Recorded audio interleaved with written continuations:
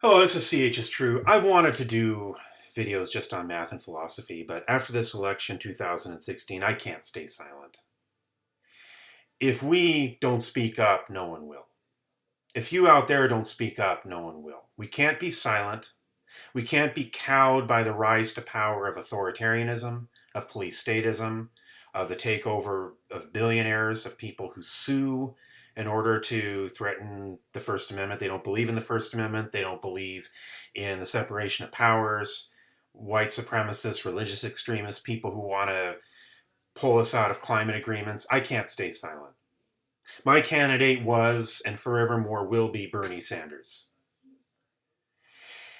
When I supported Bernie Sanders, there were all kinds of assumptions made by the media as to what my race was, what my gender was, what my status in life was.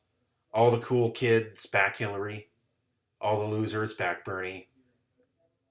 And this is what the ruling class does whenever it's threatened by a genuinely populist insurgency from the people. I'm not talking about this phony populism thing over with Donald Trump. I'm talking about a genuine populist movement, a democratic and participatory movement. Is they appeal to divisions within the working class. And unfortunately, Trump did so very obviously with appeals to white nationalism. The the media, the mainstream media, you could say, I would call them the corporate media, but they have this kind of phony liberal gloss to them. They made appeals more to upwardly mobile, aspirational people who before would have been locked out because of their particular categories of people who were excluded. But believe me, the best candidate for the vast majority of African Americans and the vast majority of working women would have been Bernie Sanders. Okay, so the fact that he himself is defined by very, very rigid societal standards as being white and male, which, by the way, these things are social constructions. They don't really exist. But the fact that he was defined that way for purposes of turning people against him was unconscionable. And a lot of people voted for him because they thought that he, or voted for her because they thought that Sanders would have had no chance. We can see how that turned out. But that's not where I want to go with this. I don't want to dwell on the past. I want to dwell on the future. And that is, how are we going to effectively resist? You have to protest. On the day of the inauguration, I showed up to a protest. I showed up for the March for Science. We need to have the March for Truth. We need to understand if a foreign regime did interfere with our elections. This, more so than abstract questions of political philosophy, is the first function of any government. It needs to be able to police its sovereignty. And if we did have a foreign government interfere with our elections, it makes a very good case for having hand-counted ballots and not electronic voting. The idea of electronic voting is easy for insiders to fix it. Forget even foreign governments. You could have people in this country fixing it. But then it's a free-for-all potentially for anybody to fix it. I mean, there are questions around the 2004 election.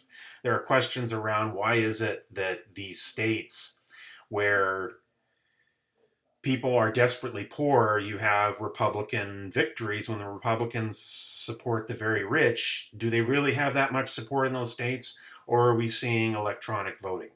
There was, by the way, electronic voting in the Democratic primary, too.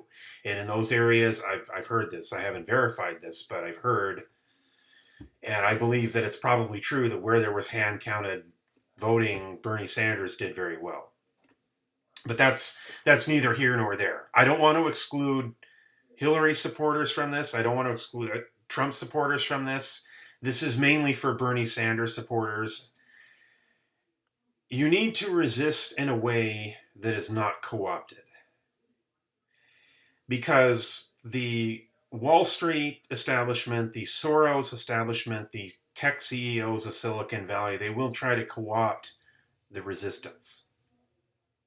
The resistance needs to be about working people. It needs to be about environmental protection.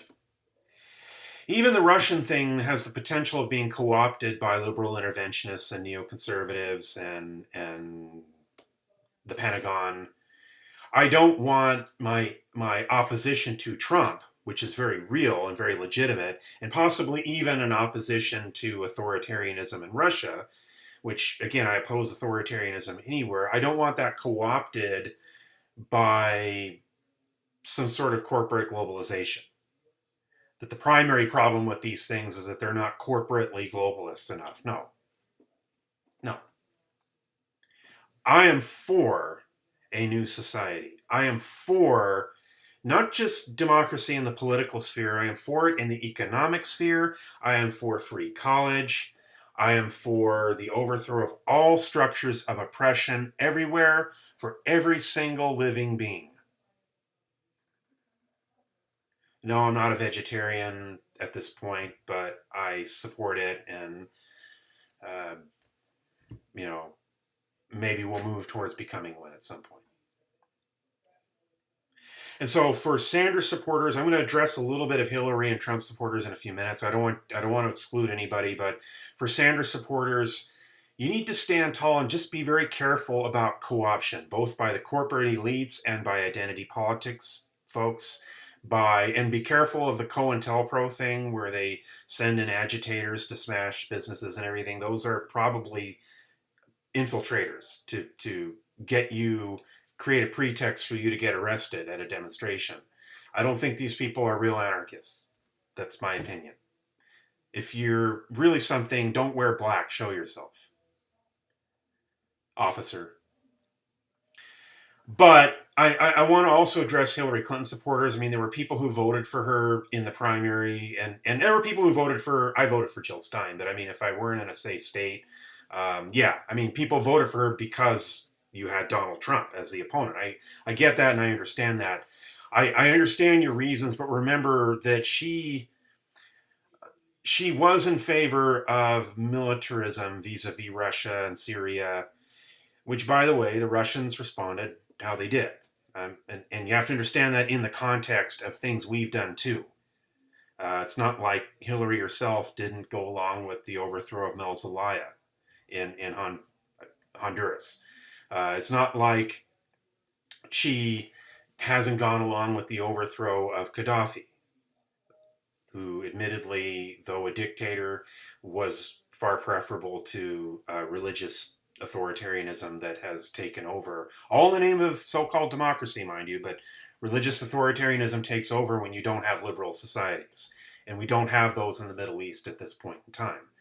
So for Hillary supporters, I would say, yeah, continue to resist. I agree. You're right, and I stand with you. But you especially, I'm warning not to be co-opted. For Trump supporters, for you guys, and I wish I had more time. I'm running out.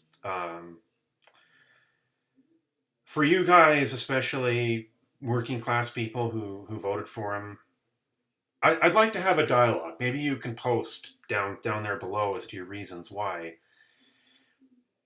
I hope that you guys wake up and realize that he's not an outsider. He's not somebody who's going to stand up for the working class because he's so rich he can't be bought. The leopard does not change its spots.